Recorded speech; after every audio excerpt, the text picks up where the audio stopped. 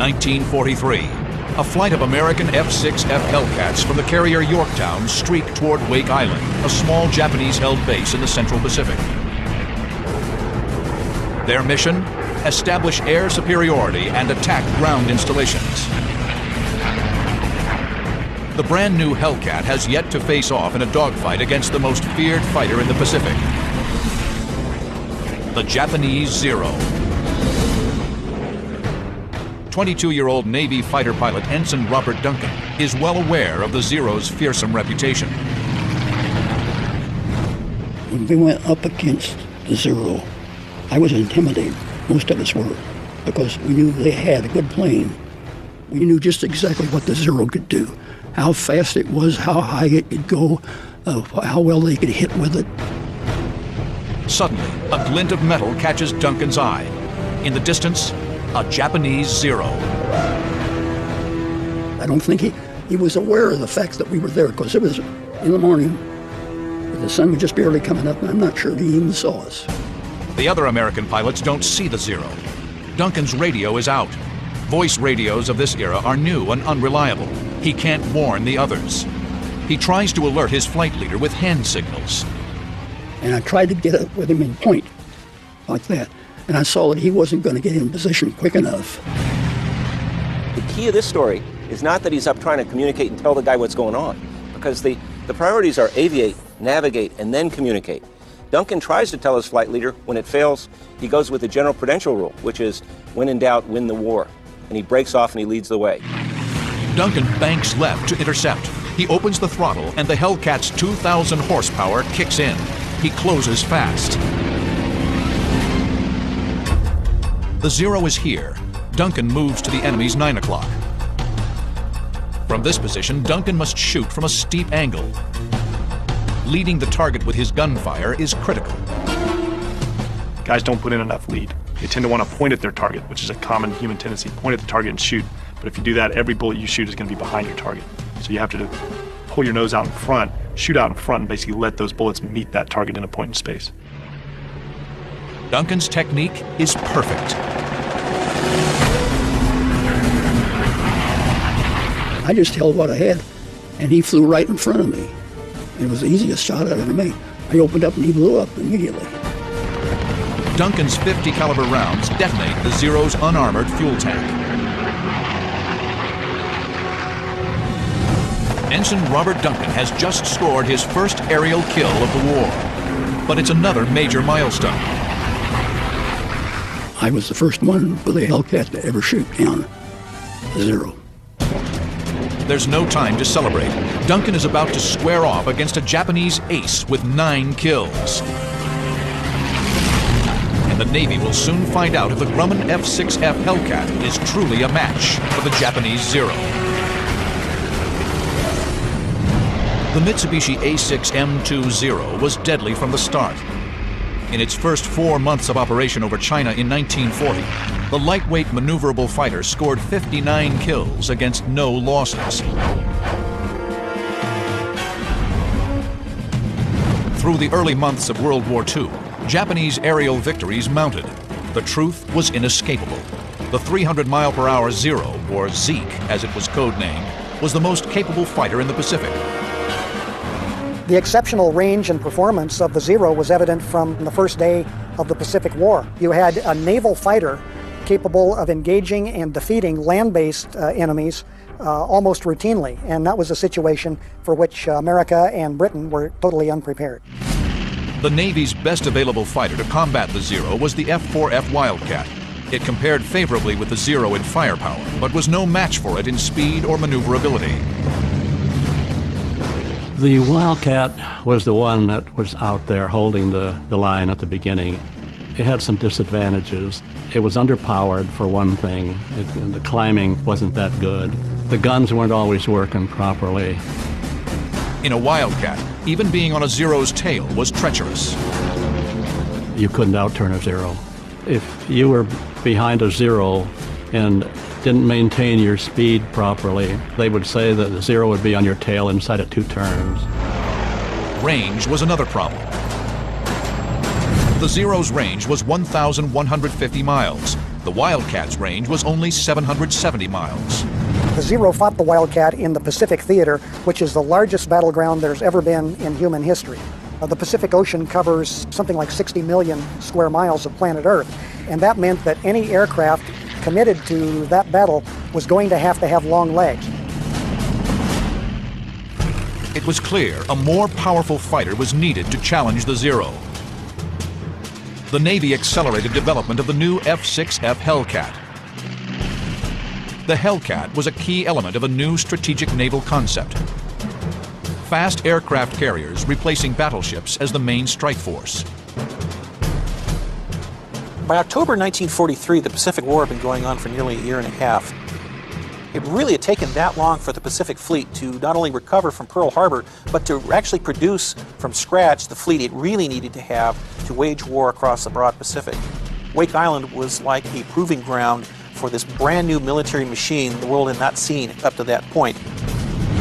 The new Essex-class carriers pack a powerful offensive punch. An air wing of 36 dive bombers, 18 torpedo planes, and 36 fighters. This force will be tested in the heat of battle at Wake Island. October 5th, 1943.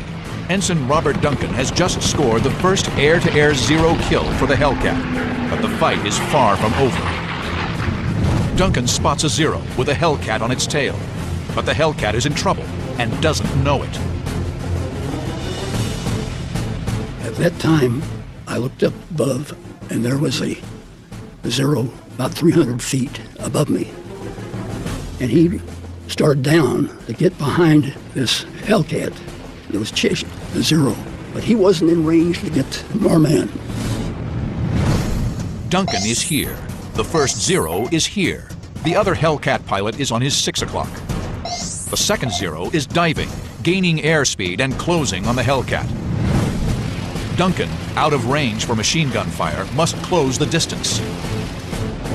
He adds power, climbing and banking left. Duncan knows he can't reach the Zero, but maybe he can shake him off the Hellcat's tail.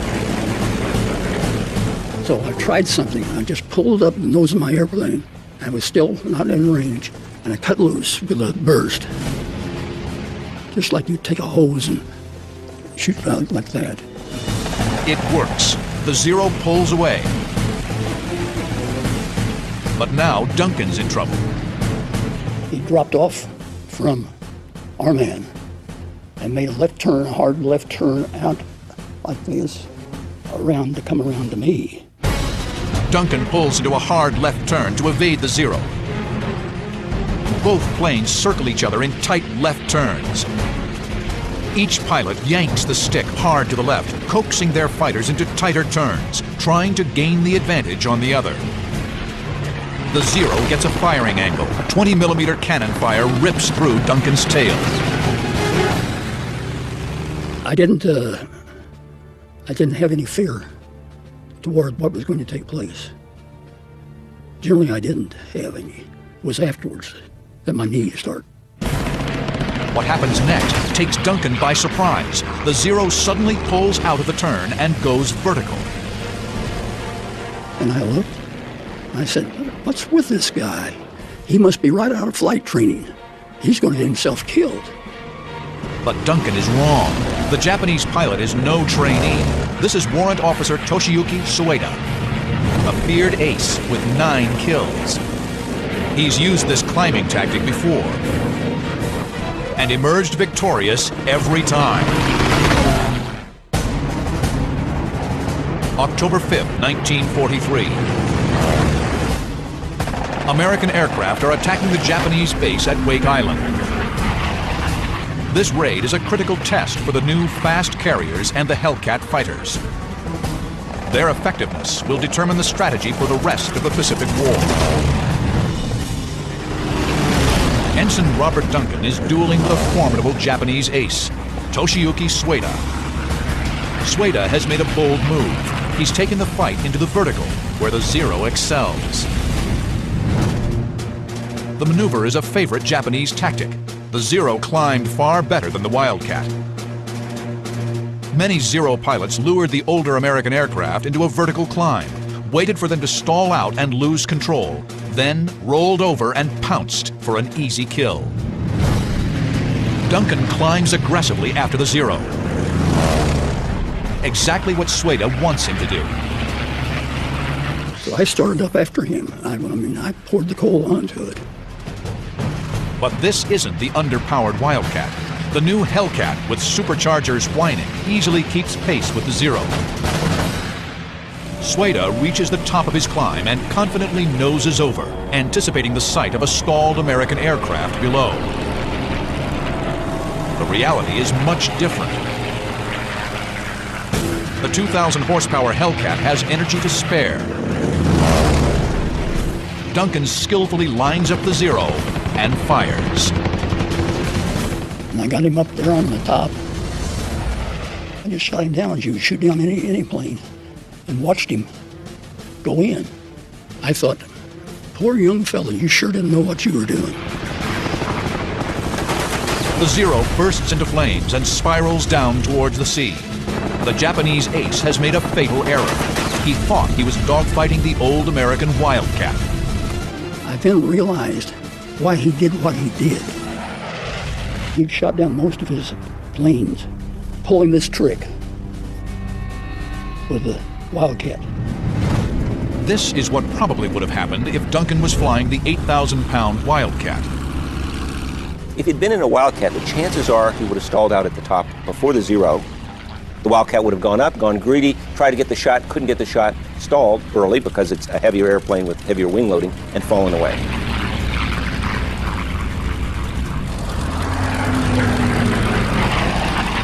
The Zero, watching from above, rolls behind him, catches him out of the stall, and shoots him.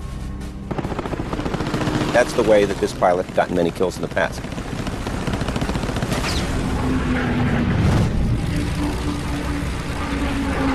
If I had been in that Wildcat, I would have been shot down. There's no question in my mind about it. But I'd have been too smart to do that. The two-day raid on Wake Island is a stunning victory for the new fighter. The Hellcat downs 22 Zeros. Opposition over Wake has ceased to exist. The Americans destroy 90% of the Japanese ground facilities. 6 Hellcats are lost in dogfights. Another 6 fall to anti-aircraft fire. The F-6F has demonstrated its mettle against the rising sun. Back in the U.S., the engineers at Grumman Aircraft breathe a sigh of relief. Their careful design and testing has paid off. The process had started on June 30th, 1941, nearly 6 months before Pearl Harbor, when Grumman Aircraft was awarded a contract to upgrade their F-4F Wildcat. Grumman had a very long-term relationship with the Navy. They had put fighters onto Navy decks since the very beginning of naval aviation at sea. So Grumman knew what the requirements were of flying out at sea. They knew what the requirements were to take a fighter and make a carrier suitable. At first, the new plane was slated to be a modest improvement over the Wildcat, but the U.S. Navy, wary of the Zero's dominance in China, demanded more. The key to the design was the engine. The engineers chose the Pratt & Whitney R2800 Double Wasp. At 2,000 horsepower, it had almost twice the power of the Wildcat. The larger engine demanded an expanded fuselage and wings. This allowed for larger fuel tanks, yielding 300-mile greater range than the Wildcat. Grumman equipped the new F-6F Hellcat with 6 50-caliber machine guns and the same rugged construction and heavy armor protection that earned the company the nickname Ironworks. The plane featured thick armor plating around the engine and cockpit, bullet-resistant windscreens, and rubber-coated self-sealing fuel tanks. Grumman, as a designer, had tremendous respect for the pilots in terms of their lives and their safety. They knew that it was not enough for a pilot to just go out and fight. You had to give them the ability to sustain damage and come home. On June 26, 1942, Grumman test pilot Selden Converse successfully flew the first prototype Hellcat. Soon, an entire factory was dedicated to Hellcat production. with 20 planes a day rolling off the assembly line. By January 1943, the new plane was delivered to the fleet. The Hellcat had gone from prototype to carrier operations in less than a year. Experienced Wildcat pilot and flight instructor Robert Duncan well remembers the first time he flew a Hellcat. And I thought, boy, this is a wonderful plane. It's a 100% better plane than the Wildcat. And I flew it right off the bat without any difficulty. It was like sitting in the seat of your mother's lap. The Hellcat wasn't just better than the Wildcat, it was better than the enemy's Zero. The Hellcat flew about 30 miles per hour faster than the Zero. The F-6F had a comparable rate of climb, but because of its power and weight, could easily outdive the Zero. The Hellcat could also take tremendous punishment and keep on flying, something the lightly armored Zero could not do. The Zero did not have self-sealing tanks, and if you got one of the gas tanks, and it would catch on fire in a hurry. We had 6 50 caliber guns, and you fire the 6 of those and you can start tearing pieces off of it. November 11th, 1943, 1 month after the Wake Island attack. American Dauntless and Avenger bombers head for the key Japanese naval base at Rabaul. A flight of Hellcats fly escort. The new carrier task force is relentlessly assaulting Japanese outposts. Rabaul was a tough nut to crack, and everyone going in knew that. The Japanese had invested a considerable amount of materiel in turning Rabaul into a bastion, and so moving into Rabaul to launch a carrier strike was not looked upon as being any kind of easy endeavor. 22-year-old Hellcat pilot Lieutenant Junior Grade Hamilton McWhorter scored his first kill at Wake. At Rabaul, he'll earn his reputation as a brilliant aerial gunfighter in one of the most famous dogfights of World War II.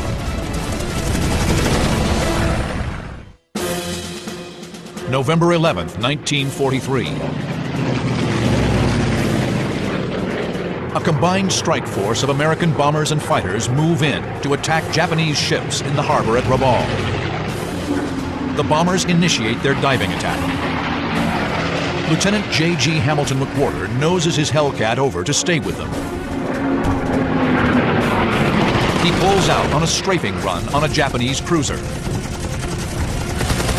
McWhorter runs a lethal gauntlet of 25mm anti-aircraft fire and 8-inch shells. In these situations, everything's coming back at him. Japanese heavy rounds, machine gun rounds, everything is spraying at him. He is fearless as he's bearing down on these ships. The Hellcat's 650 caliber machine guns can put 4,000 rounds per minute on the target. Every 5th projectile is a white-hot phosphorus incendiary round. And when they hit, you got a nice bright flash. I can still see it in my mind. The superstructure of that cruiser lit up like our Christmas tree. McWhorter pulls up and heads for the rendezvous point.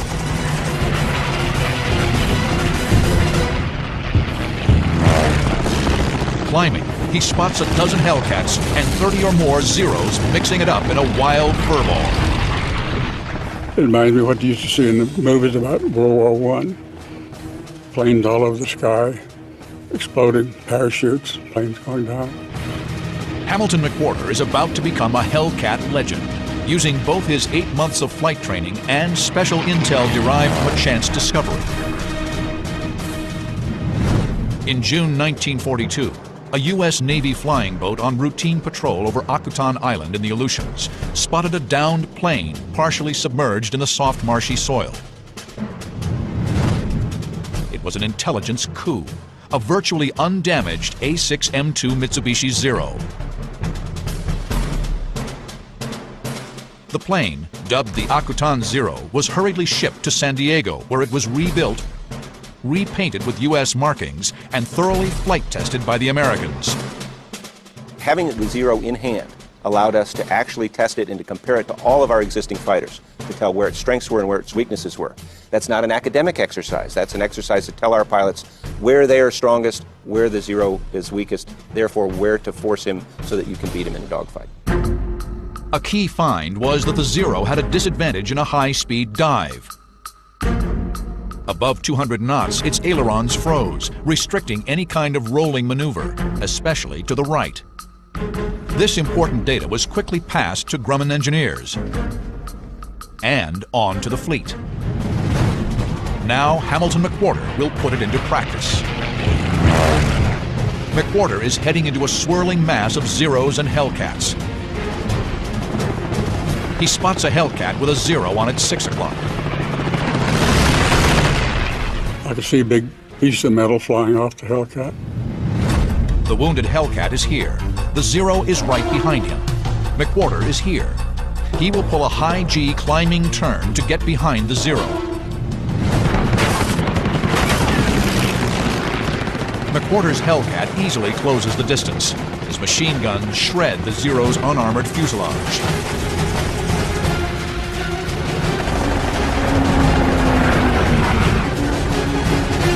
McWhorter gets a good look at his first kill of the day. I looked down right into the cockpit. Hadn't been more than a second or so since I'd fired, and there were flames coming out from under the instrument panel. He had no chance whatsoever. The Zero had no armor plate behind the pilot.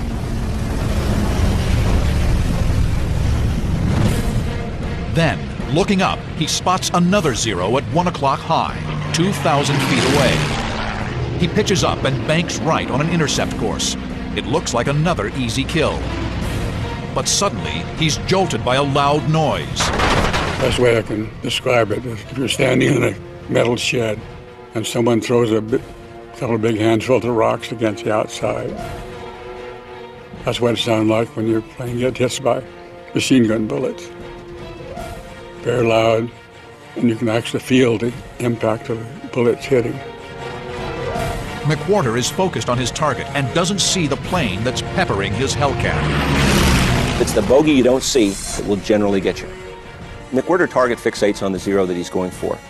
And much to his surprise, he hears noise on his aircraft that alerts him, that says, get your head up and look around, get your head on a swivel. A Zero, making a high-speed pass from above, rakes his Hellcat with machine gun fire. Stunned, McWhorter looks around to find 2 more Zeros directly on his tail. McWhorter is here, chasing a Zero. The Zero shooting at him is here. McWhorter never sees this plane, but its gunfire actually saves his life by alerting him to the Zeros behind him. At that point, he's in a life-and-death situation, and he's got to take immediate action to get out of there. Remembering the lessons learned from the Akutan Zero, McWhorter dives steeply toward the ocean below. The Japanese, knowing their plane can't dive with the Hellcat, choose not to follow. At that point, he looks through his windscreen and sees an aircraft passing directly in his line of travel. McWhorter slides his aircraft into the same plane with the Zero and rakes him with gunfire and gets a kill.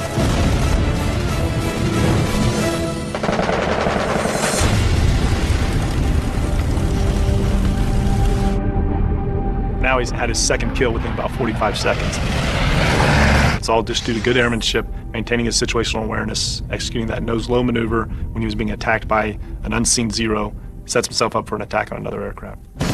It's an incredible achievement, one that's respected by every generation of fighter pilot.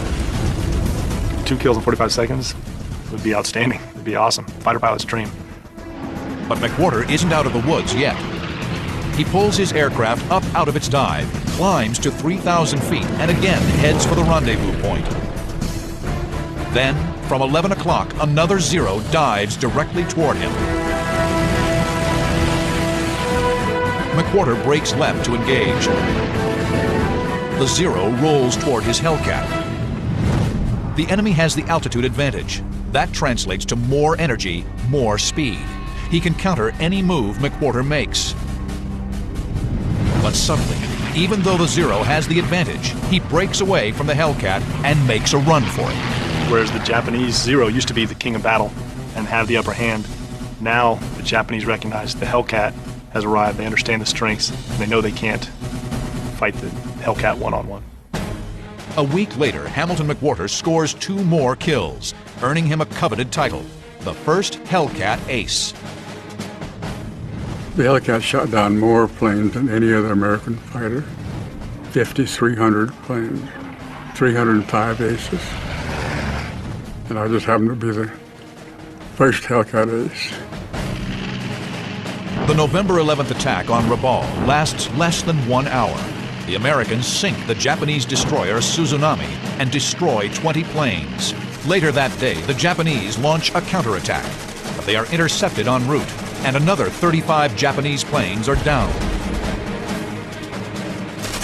So many enemy pilots are lost, the Japanese cannot effectively respond to the invasion of Tarawa less than 2 weeks later. The tide is turning against the Empire of Japan. The Hellcat, through superb engineering and tactics, is truly becoming a zero killer. 3 months later, the Hellcat would face its fiercest test, attacking the might of the Japanese Navy head on. February 16, 1944, dawn. Waves of Hellcat fighters speed toward Truk Atoll. Their mission? Destroy enemy shipping in the highly defended Japanese stronghold. 25-year-old Lieutenant J.G. Alex Vrashew flies with a division of 12 Hellcats from the aircraft carrier Intrepid. This was a mission that had us going against an enemy that we weren't certain of, but we felt confident. And I guess that's what a fighter pilot's supposed to be. Be confident or he can't do his job. Truk Atoll in the Caroline Islands is Japan's main anchorage in the South Pacific. They've been fortifying the atoll with port facilities and runways since the end of World War I. Truk was billed as almost impregnable, their version of Gibraltar or Pearl Harbor, and the propaganda was very strong that Truk would be an incredibly tough fight. The barrier reefs that surround Truk put the atoll out of range of the battleship's big guns. The only way in is by air. The plan calls for a 2-day raid. Day 1 is a fighter sweep. 72 Hellcats from 6 carrier air wings will swarm in to eliminate the enemy fighters, clearing the way for Day 2, when Dauntless, Avenger, and Helldiver bombers will target the anchored Japanese fleet with high-explosive 500-pound bombs. This was going to be an attack of annihilation. So what you're seeing with the Truk raid is a systematic approach to taking a substantial shore bastion and reducing it to nothingness. Pure fighter sweeps are rare. Hellcat pilots are anxious for a raid unencumbered with bomber escort.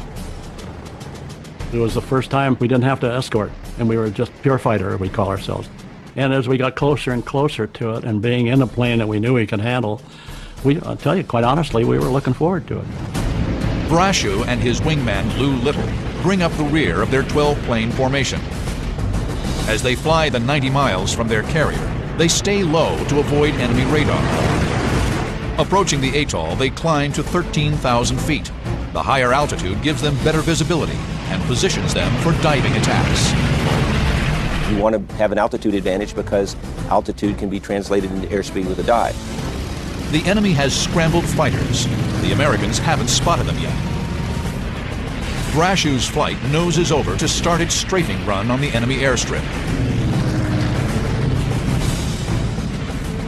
First 10 had already started their dive going down, and we were just preparing to, but I just took a looked back over my shoulder, and that's when my mind was quickly changed. There they are, 3,000 feet above, a swarm of Japanese Zeros, closing fast from 7 o'clock. Vrashew radios the other Hellcats, but they're already diving. He must stay and fight. I couldn't continue because then I'd have a stream of Zeros right behind us while we were going down.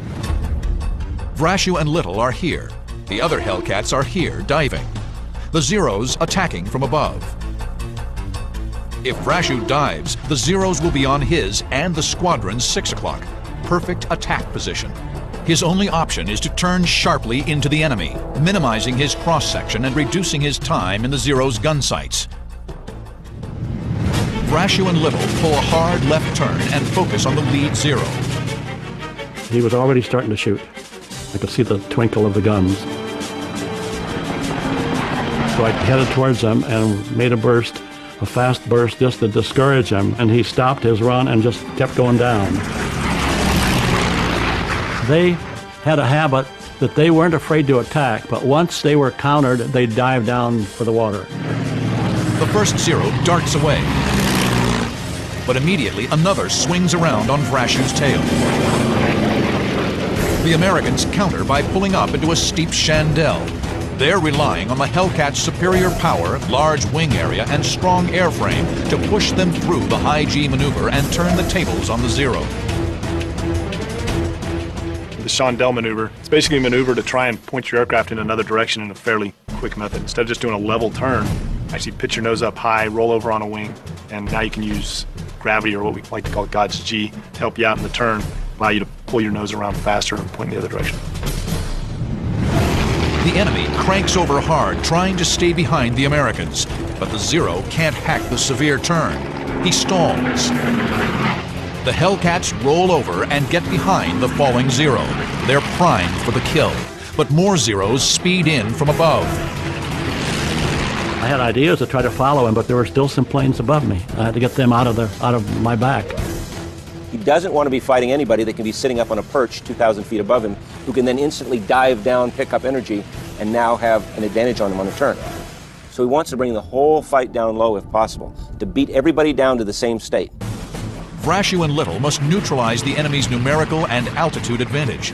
They snap into a classic defensive maneuver, the thatch weave. In the thatch weave, the two Hellcats swing back and forth, providing mutual support and protection. If a Zero positions himself to fire on one of the Hellcats, he will fall under the guns of the second American fighter. Vrashu and Little dodge and weave. The Zeros come at them from every direction. These Zeros were good. We were able to ward them off a little bit, but what they do, they'd fake you on one side, and then the guy would come from the other side and try to come on in. The Zeros press the attack. The Hellcats are surrounded. February 16, 1944, above Truck Lagoon in the South Pacific. Hellcat pilot Alex Vrashu and his wingman Lou Little mount a desperate defense against attacking Japanese Zeros. Frustrated by their inability to score decisive hits, the Japanese move down to the Hellcat's altitude. It's a fatal mistake. The Americans break their defensive formation and seize the advantage. Up until that time, we were purely defensive. Once they came down to our level or below, then we were able then to go on the offense. The Americans have skillfully turned the tables. Now the Zeros are vulnerable to the powerful and highly maneuverable Hellcats. What ensues is the dogfight equivalent of a brawl, and the winner determined by who can line up the first burst. Vrashu turns hard on an attacking Zero. The Japanese pilot dives to escape. One of the favorite Japanese techniques, if engaged and in a defensive position, was to try to dive away and try to head for the water. The technique worked with the Wildcat, but not with the Hellcat. Once he caught on fire, okay, he's gone down. You're looking for another one. You just go from one to the other and hope you get a dozen of them. Vrashu draws a bead on a second Zero. The enemy tries to dive away, but the Hellcat easily catches him.